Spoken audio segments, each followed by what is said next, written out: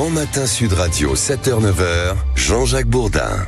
Il est 8h14. Merci d'être avec nous. Nous sommes avec Jean-François Achilli. Jean-François, vous avez envie de nous parler de la situation internationale, de la situation nationale. Ouais. Oui, parce que je parle tellement d'international, entre l'Ukraine, la Russie, l'Algérie, etc. Nous parlions de l'Algérie tout à l'heure avec Françoise, que nous allons revenir au national avec vous et au fameux débat sur la retraite. La retraite à 62 ans. Les propos de François Bayrou. Vous avez entendu l'U2P qui dit je terminais le conclave, terminé, 62 ans pour nous, non, il faut au moins 64 et peut-être même plus. Alors, la menace de censure du gouvernement est donc de retour. Oui, et cette réforme des retraites, c'est une malédiction. Il y a de quoi faire tomber 5 ou 6 gouvernements dans les prochaines années. C'est une prédiction signée Michel Rocard, 1991. C'était son livre blanc, question déjà explosive à l'époque. Il a écrit autre chose, l'ancien Premier ministre de François Mitterrand. L'âge du départ à la retraite se constate plus qu'il ne se décrète. Il avait tout dit, il était prémonitoire de bout en bout. Alors 34 ans plus tard, on en est toujours au même point. C'est le non, N-O-N, de François Bayrou dimanche sur France Inter. Non au retour aux 62 ans, pas question de revenir en arrière. Dans le contexte dans lequel on est, a tranché le Premier ministre, celui d'aujourd'hui.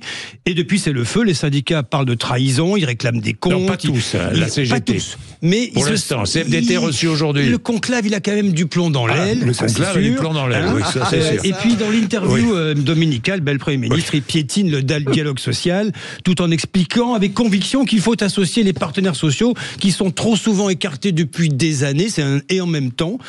C'est ce qu'il vient de faire lui-même, de piétiner, en disant vous avez la main, attention, pas de retour en arrière. Et il y en a un qui a mis du plomb dans l'aile au conclave, c'est Édouard Philippe aussi.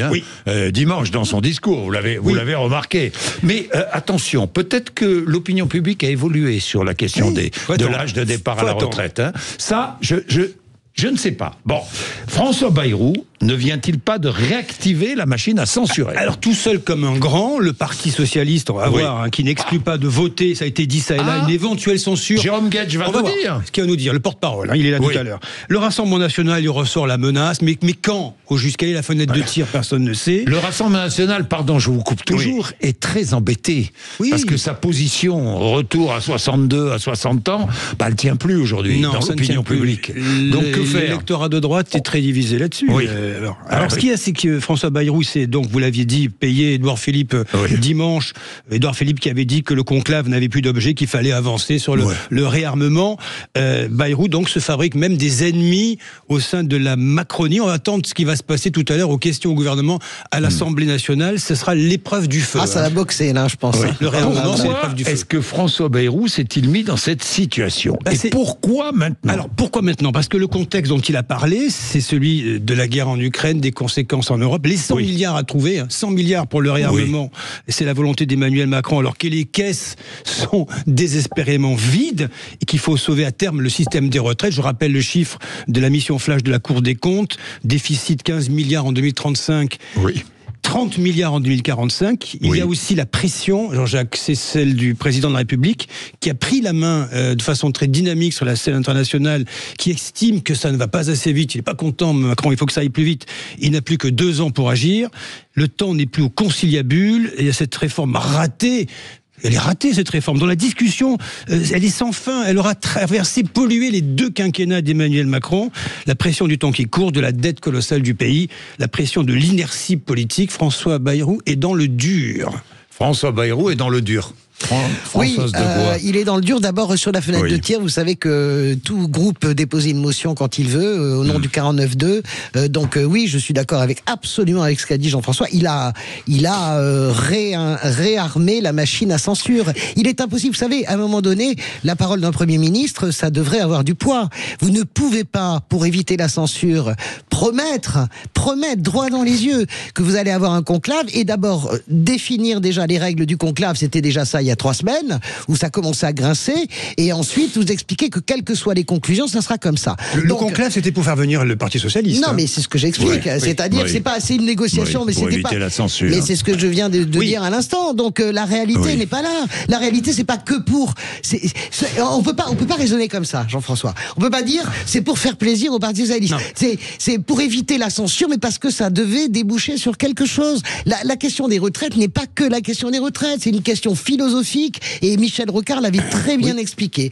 Donc François Bayrou, en plus de ça. Michel Rocard, c'était il y a 35 ans. À chaque fois, c'est toujours le problème. 95. Ça a évolué quand même. Le monde a évolué. Mais Juppé saute sur les retraites en 95. Oui, non, mais d'accord, mais le monde a évolué. Peut-être que l'opinion publique a évolué. Moi, je ne crois pas du tout que l'opinion publique a évolué. Non, parce que je pense que les Français. Vous savez, il y a une chose profonde en France, c'est la soif folle d'égalité. La retraite, ça touche ça. Et donc voilà, moi je pense que je suis d'accord. Il n'y a pas un pays d'Europe qui baisse l'âge de départ à la retraite. Écoutez, on va pas recommencer avec. On s'en fout des pays extérieurs. On n'est pas obligé.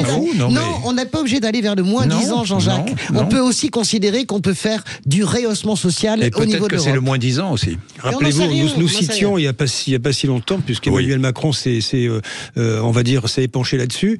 Le Danemark à 67 ans, qui réfléchit depuis des années 70 même. Oui, bien sûr. Et puis vous avez la réforme complètement ratée. Vous avez l'appauvrissement. Regardez l'Allemagne.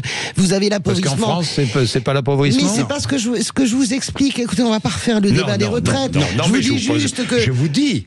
Moi, je vous dis. Est-ce que l'opinion publique n'est pas en train de bouger sur la question des retraites? Nous allons attendre. C'est une vraie question et on aura rapidement la réponse. Je vous dis juste qu'à partir du moment où vous mettez trop tard, moi je vois bien ce qui se passe en Italie, 67, 68 ans, les gens peuvent plus bosser, ils partent en faisant une croix sur la moitié de leurs indemnités et ils sont après obligés... Donc un peu de capitalisation. Ils sont obligés de cumuler des boulots, de cumuler de nouveaux boulots. Un peu de capitalisation. Et puis il y a un corollaire avec le report de l'âge ou l'âge de départ, peu importe. C'est le travail des seniors dans ce pays. Ça, c'est évident. Passé 50 ans, vous êtes destiné à la poubelle du monde du travail. Les seniors, c'est un vrai sujet. 45 ans, ça commence senior. Ça commence plus tôt. Il est quelle heure? 8h21. On est tous d'accord, le débat est engagé à nouveau. Et d'ailleurs, on va l'avoir, ce débat. Qu'est-ce que vous en pensez? 0826 300 300. Jérôme Guedj sera avec nous tout à l'heure, porte-parole du Parti socialiste. Est-ce que le PS a évolué sur la question? Oui ou non? Il est 8h21.